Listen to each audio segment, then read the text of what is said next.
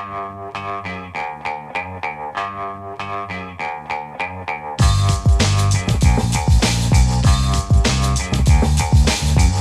morning, New York City. Happy Thursday. It's the Brian Lehrer Show on WNYC. I'm Kusha Navidar. I'm filling in for Brian today.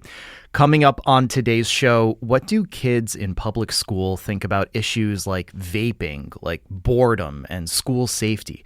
More than 300,000 New York City public school students responded to a survey. Daily News reporter Kayla Bamberger shares some of the results and explains how the Department of Education decides what it wants to ask of its students.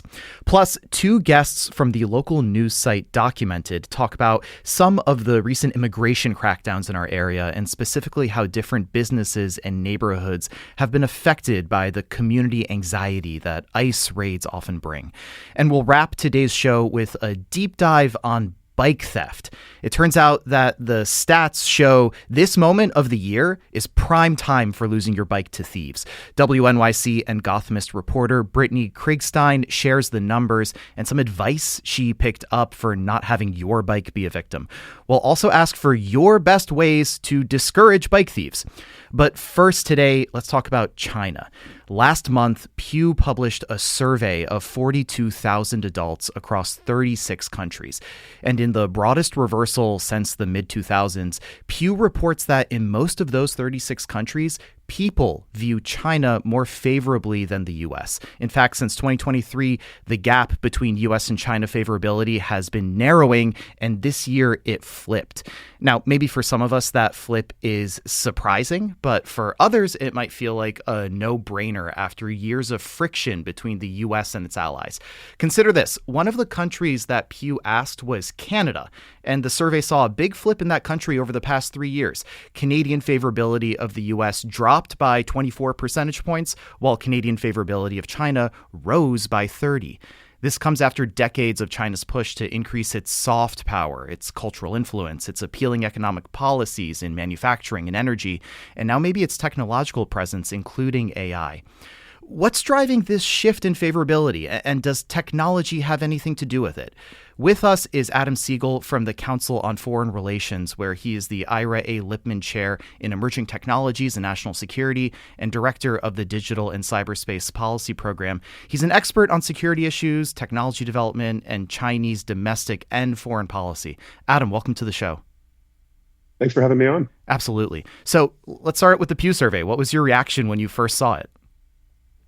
I think a little bit as you framed it, not particularly surprised given the damage to the U.S. reputation and also the long-term trends about Chinese favorability in many countries, particularly kind of developing economies. Yeah, and even though it's a big flip between the U.S. and China's favorability, I bet a lot of people listening wouldn't be surprised, as I mentioned. So I'm wondering for you, for somebody who has worked in China and with domestic and international policies of China for so long, why does Pew releasing this research really matter at this moment for the U.S.? Well, I think it does point to some of the strengths that China has in competing for influence with the United States around the world. So even if this may be a reflection more of the damage the U.S. has done to itself, it does point to some real trends about how people think about China, and in particular around Chinese economic strength and its rising technological influence. Yeah, it could be. I'm happy you brought that up because China's been trying to increase its favorability, as you said, for decades. Can you take us to the moment or the year or the initiative that really set China on this journey? So in the early aughts, China began thinking about its soft power. In 2000 and in the early 2000s, it began talking about having more people come to China and study Chinese language. It set up its first Confucius Institute, which was institutes at universities around the world to teach Chinese culture. And then in 2007, Hu Jintao, who had been the leader before Xi Jinping, made it part of a political document and the need for China to tell its own story around the world. And perhaps the high point was the Olympics. Mm, I don't know. People probably remember the opening ceremony I of do. the Beijing Olympics and Yeah. how well staged it was and overwhelming in many cases. And so I think that was really a high point. I do remember that those opening ceremonies. It was jaw dropping just how many people were coordinating. I think it was that the drum Yeah. routine, right? Is that what you're referring to? The drum routine, the person flying over the stadium, the fireworks. I think the ability to mobilize all of those people, as you said, I think was jaw dropping for a lot of people. And I'm happy that you brought up soft power because this to me is really the framing that interested me so much about this conversation. I mean, you talked about the Confucius Institute and bringing folks into the culture. For me today, it kind of looks like I'm on TikTok and I see trends like China maxing. I don't know if you've heard of that, but for the record, going on TikTok and seeing China maxing is a sentence that would have not made sense 10 years ago. But China maxing is basically like Gen Z people in countries outside of China trying to emulate and romanticize the country's everyday cultural norms. Today, with digital media, do you think things like that are organic, viral moments, or is it planned somehow through China? Walk me through that. I think it starts off organically and then gets boosted by the Chinese themselves. So we know that some of those people, influencers on TikTok, were invited to China by the Chinese government, and the trips were paid for, and then they get boosted by Chinese sources. But I think some of it was totally organic. It was young people traveling in China.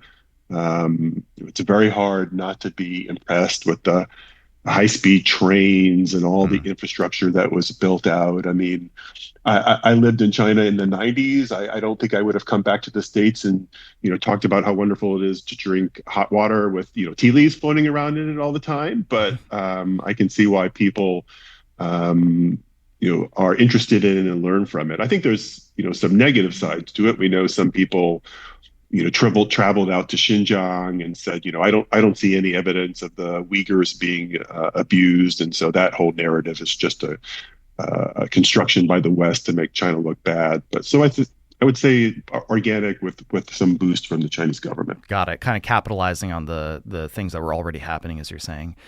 Well, Yeah. listeners, what does the U.S.'s fall in global favorability compared to China mean to you? Do you have questions about the impact of what the Pew survey is discovering and suggesting?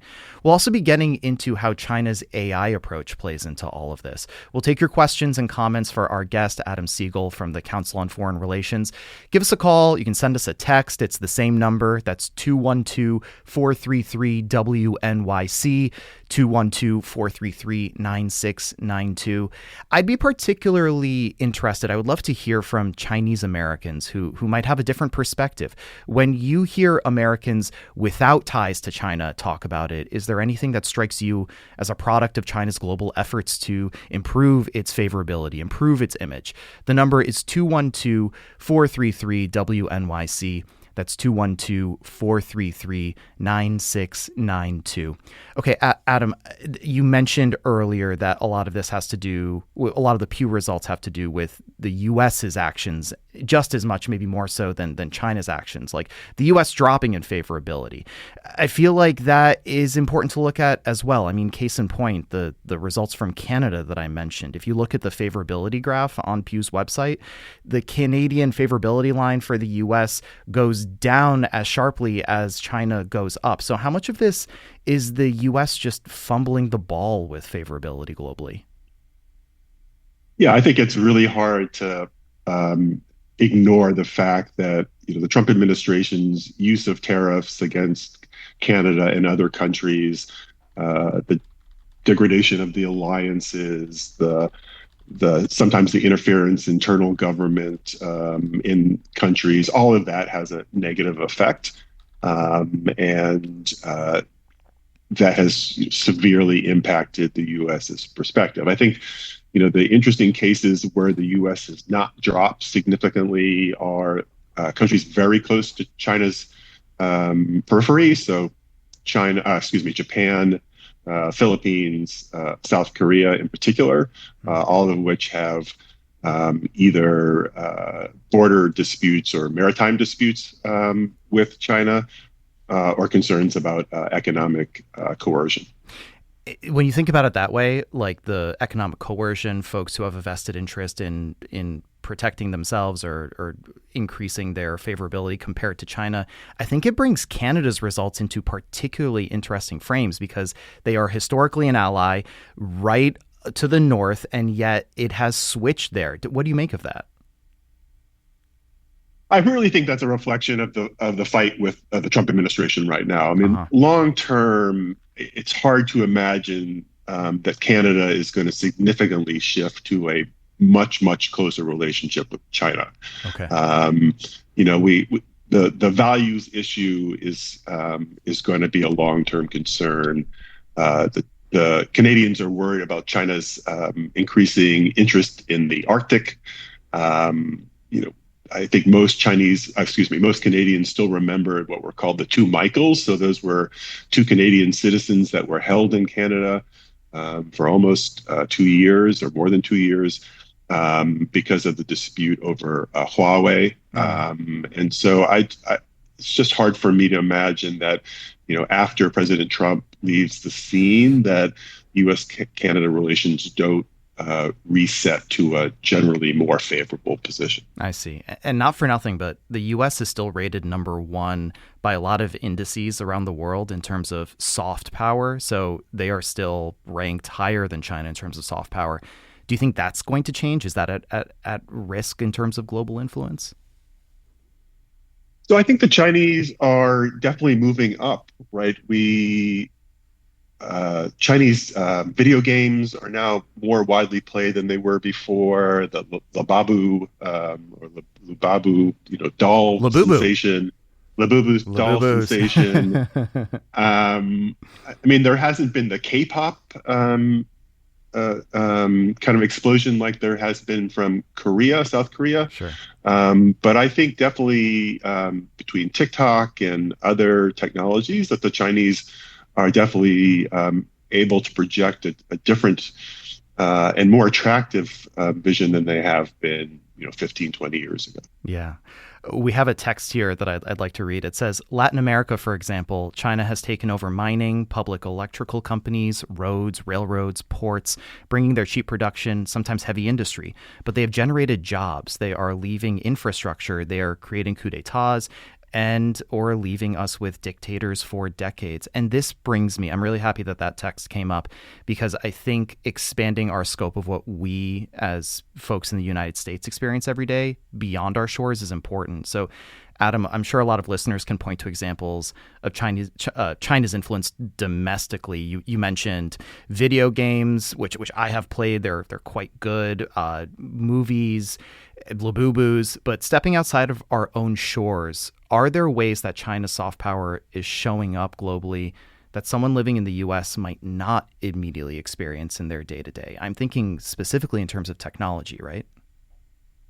Well, I think that the texter pointed to the way that many people in Latin America and Africa have experienced China, which is through, Chinese loans around infrastructure. So, building railways and bridges, soccer stadiums, all of these things that people would see, in their daily life, that the U.S. really has not, and the EU have not really done very much of over the last 2 decades. And then I think the next wave has been technology. So, if you are in Africa, you're likely to be using a Transcend cell phone, which is a cheaper made, slightly less technologically advanced than the iPhone or a Pixel, but very tied into the markets there. You're certainly going to have seen TikTok. Probably your solar panels are Chinese made. And if you're in the middle class, you're probably looking at a Chinese made EV, electrical vehicle. So you're going to increasingly interact with Chinese companies and Chinese technology. What about AI? That's your area of expertise.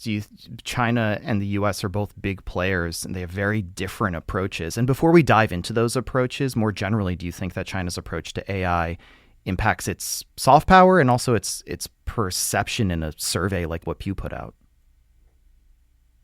I think it does. I mean, for a long, the last 80 years, so much of the US's soft power came from being seen as the most technologically advanced and creative economy. Right? We were able to attract so many entrepreneurs, technologists, scientists from other countries who wanted to come study in the United States and set up their companies, become the next Google or the next Meta. And to the extent that China looks like that, I think it definitely has a soft power attraction. AI is now the cutting edge technology that we're competing over. And the Chinese do have a different approach to it. So they have pushed what are known as open weight or open source models. So models that are not proprietary like ChatGPT or Claude that are easier to download and run locally on your own servers or computers and have been cheaper to use. And they have had more companies on the ground tailoring those systems to local needs. So if you're a company in Kenya, you're more likely to get help from DeepSeek or Alibaba or Moonshot than you are from Google or Meta. And to be clear for listeners, DeepSeek and those other companies are in China. We're talking about how open weight, I just want to recap this, make sure that I understand it. Open weight, which is China's approach to AI development, which is not proprietary, doesn't require the enormously expensive and hard to find GPUs and silicon that you need to develop that you might for like a open AI model.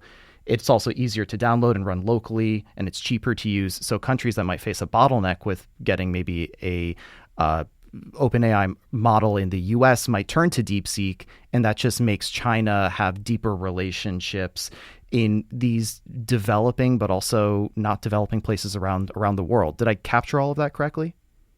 That's right. And I think you also see that even for companies in developed economies, they're happy to use those open weight models too for specific usages for many of those same reasons, right? You might use the most cutting edge frontier models developed by OpenAI and Anthropic for your most difficult problems, but you have a whole range of things that you want to use a cheaper model for.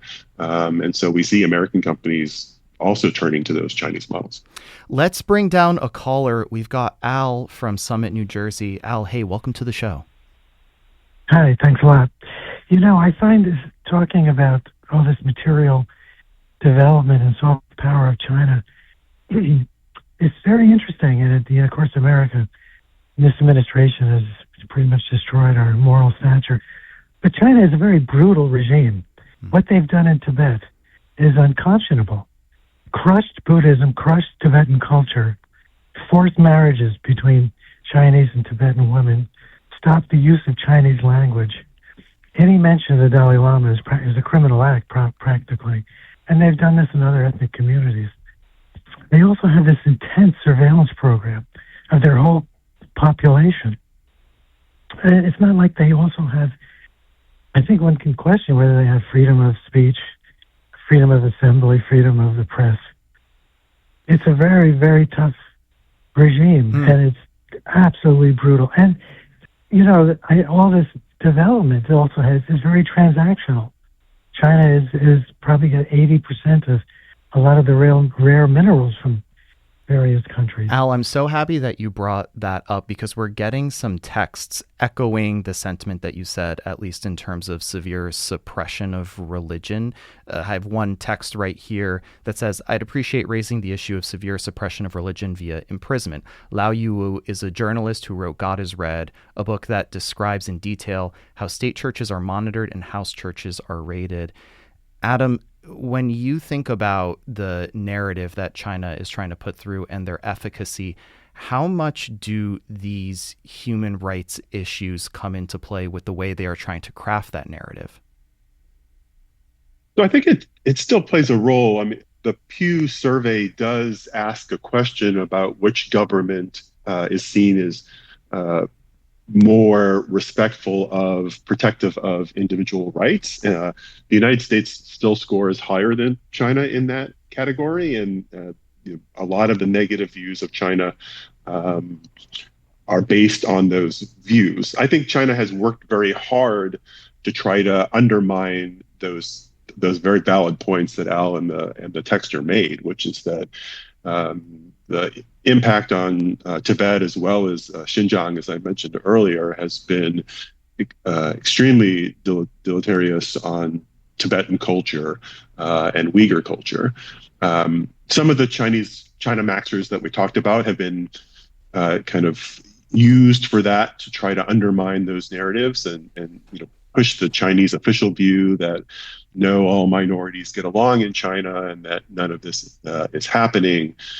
We certainly see China punishing organizations that are trying to investigate or expose those types of repression around both the Uyghurs and the Tibetans, as well as the house churches, as the texter mentioned. So I think that's part of the reason why I think China was interested in soft power in the first place, that they saw a lot of what they considered negative narratives around China, and they wanted to be able to shape that discourse. We need to take a short break. Listeners, what does the U.S.'s fall in global favorability compared to China mean to you? Do you have questions about its impacts? We'll also be getting into how China's AI approach plays into all of this. We'll take your questions and comments for our guest, Adam Segal, from the Council on Foreign Relations. So give us a call or send us a text at 212-433-WNYC. That's 212-433-9692. When we come back, some more of your texts and how each country's approach to AI is influencing their global reputation. Stay with us.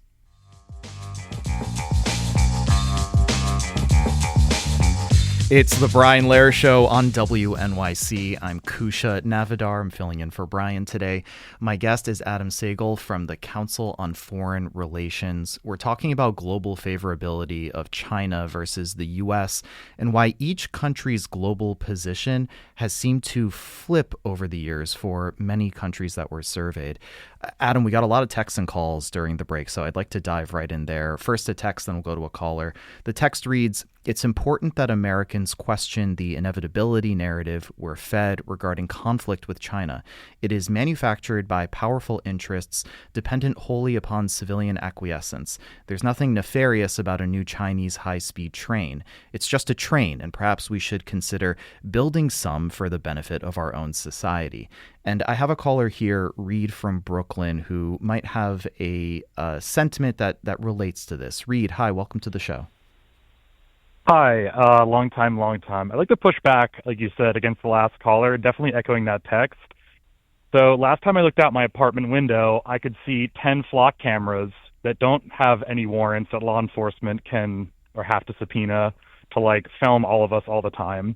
So we do have a surveillance state here. There are masked people who do not give their names or badge numbers, pulling people off the street. So we are already pretty far down on that road towards authoritarianism. So I think it's really a bad faith argument to say that China's this bad faith actor. Like that text said, they built 40,000 miles of high speed rail. They have a government that prosecutes corruption to the fullest extent of the law, up to even executing CEOs who engage in those practices, while we have teams of corporate lobbyists who make sure they stay out of jail and can steal from the taxpayers. So I think China, at least, if we're going to have an authoritarian state, they have functioning infrastructure and government. We don't. Reed, thank you so much for that call. Adam, I want to get your take on this. Obviously, on both sides, both countries, there are issues with authoritarianism, potentially with, flock cameras, as Reed just brought up there. How do you make sense of all that? Yeah, I think they're both true. I don't want to, and I certainly have not discounted the the undermining of U.S. democratic institutions, but I certainly don't also want to look at China with rose-colored glasses. I mean, the caller spoke about the anti-corruption campaign, and part of that is motivated by politics, right? Xi Jinping undermining competitors to his power. As he mentioned, they execute people for corruption, which is, not necessarily where I would want to be. And the fact is that China is a repressive state, and I don't think that being true and the U.S. Backsliding can both be true at the same time. Yeah, absolutely. And since Reed brought up the flock cameras, I'd love to take this as an opportunity to dive a bit more into tech and AI, since that is your area of expertise, especially within China relations. So, you were an arms control analyst for the China project at the Union of Concerned Scientists. So why have scientists been concerned about China in the past, and what's on their radar today as AI has taken up so much of the spotlight? Wow, you really went into my CV there. So, in those days, and even today, we were basically concerned about discussions with the Chinese on nuclear arms control. China has traditionally had a very small nuclear arms arsenal. We thought they had around 200 total, when the U.S. and the Russians had, at the height of the Cold War, in the tens of thousands. But we still wanted to have conversations with the Chinese around those weapon systems. China's rapidly building its nuclear arms controls, and we have, new technologies coming on board like drones and things. And so you want to kind of have discussions with the Chinese, because there are places where tensions could erupt into a military conflict, the Taiwan Straits being the most obvious, but also in the South China Seas. AI, people are really worried around. I think there's kind of two broad concerns. One is AI will become super intelligent, we'll lose control of AI, and in the kind of science fiction kind of scenario. We have machines that eliminate the human race. That the Chinese aren't really as concerned about that as some in the U.S. are. The more pressing concerns I think, are how AI can be used for cyber attacks, for designing chemical and biological weapons, and if we're using AI in decision making around nuclear weapons or other strategic decisions. All of those areas are probably spaces we can have conversations with the Chinese, because there's a shared interest in the threat and how it develops. So if I'm hearing you correctly, there's two broad concerns about AI right now when it comes to geopolitical influence. One is it could take control. I think of the Matrix. I don't know if that's a fair comparison, but it's like the machines take over. And the second one is AI can be used for cyber attacks, like chemical weaponry discovery, for decision making. You're saying that there's a bridge there between the U.S. and China. How does that play into the favorability there? Like, what's the concern with Chinese AI development there by the U.S., or is that concern doesn't exist, is what you're saying? There is a concern. I think it doesn't play on the favorability that much. I think one of the big concerns is because the Chinese models are open, right? And as we said, you can download them freely, and the guardrails on those models, so that the systems that prevent misuse of the AI have in many cases been less developed than on U.S. proprietary models. So there is a worry that if people around the world are downloading these Chinese models, which are becoming more and more competitive with U.S. models, that the ability to design biological weapons per se, or use for cyber attacks, is just going to spread and proliferate in ways that's going to be very bad for security. I see. The ease that we talked about before the break with these open weight models like DeepSeek makes it more likely that it could be used for nefarious purposes. Is that a fair summary? Exactly. Got it. What about in terms of AI's danger with how we get our information and state-controlled influence of results? A lot of texts are talking here about propaganda. Do we see this as a danger with how China is approaching AI development? We do. So some of the early models, the Chinese models, for example, when you ask them about Tiananmen Square protests, right? So the 1989 student movement against the Communist Party, the models would either just tell you about Tiananmen Square as a tourist site, and now most recently what they do is they just refuse to answer. They basically say, that's outside the scope of my knowledge, or that's a sensitive question. I'm not allowed to answer that question. We know that a lot of the models are being trained on Chinese data sets. So again, Chinese views of these the protests or historical events or border disputes with its neighbors could leak into those models. And so there's a worry that, if I'm a user, I don't really know anything about what happened at Tiananmen, or I don't really understand the Taiwan's historical relationship to the mainland, I'm just going to be fed Chinese material. This is an issue globally, I feel like, just even outside of China. I mean, I saw a story in Politico recently about Israel trying to influence results in ChatGPT to increase Israel's own favorability by commissioning websites that game the way AI models gather sources when asked questions about Israel or Gaza, very similar to what you're describing about Tiananmen Square. Does this all remind you kind of the early days of search engine optimization, when it was like, do whatever it takes to get to the front page of Google search results? It seems pretty widespread to me. Is that fair? I think it is. I mean, on the New York subways, there's certainly ads for companies saying we can help shape your brand in ChatGPT and Claude. So I think we're seeing it both at the nation state and the company and the individual level. People want to be able to control that information. Yeah. Let's go to Martha in Manhattan. Hi, Martha. Welcome to the show. Hi, how are you? Good, thanks. What's on your mind?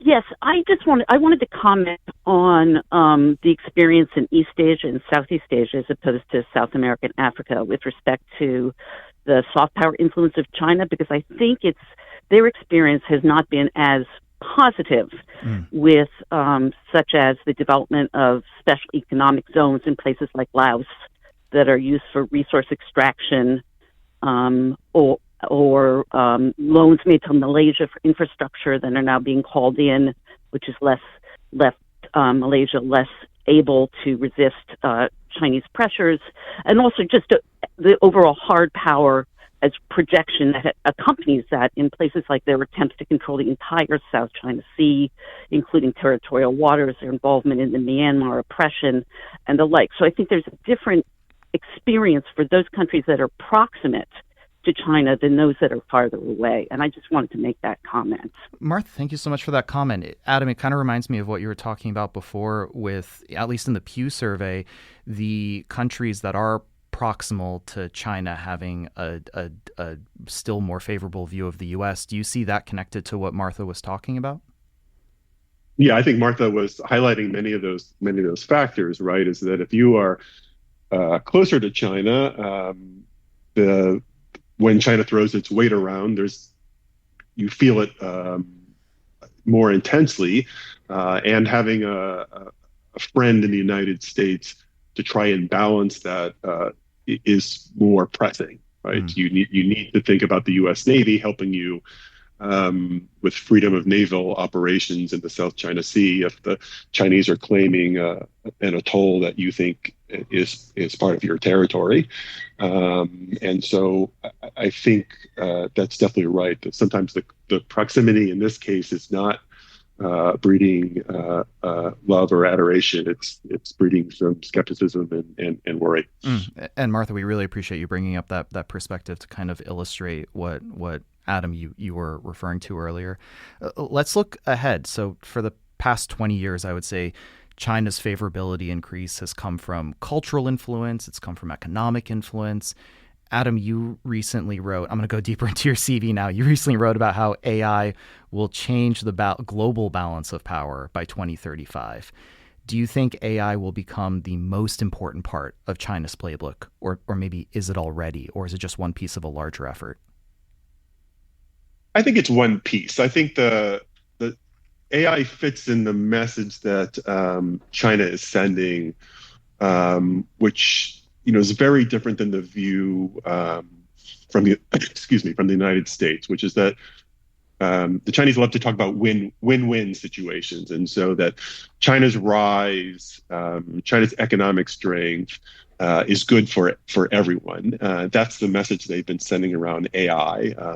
Xi Jinping was at the World AI Conference in Shanghai last month, and he basically said, there are some countries in this world, which means the United States, are trying to control the development of AI and are cutting certain countries off from AI.